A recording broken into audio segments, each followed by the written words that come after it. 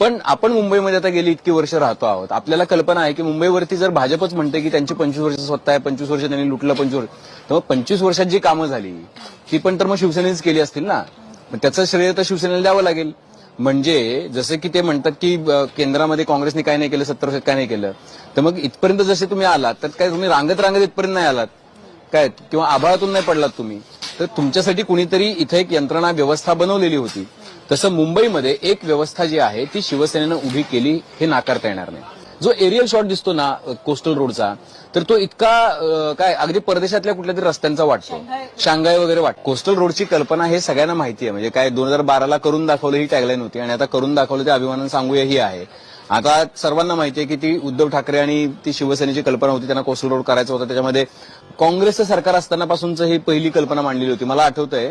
आता ही कल्पना त्यांची आहे, उद्धव ठाकरेंची. त्याचं भूमिपूजन पण त्यांनीच केलेलं दिसतंय. ही कल्पना ती प्रत्यक्षात उतरवण्यासाठीचा सगळा अभ्यास आणि हे सगळ्या गोष्टी ज्या आहेत त्या शिवसेना सत्तेत बीएमसीमध्ये असलेल्या काळामध्ये झालेल्या होत्या.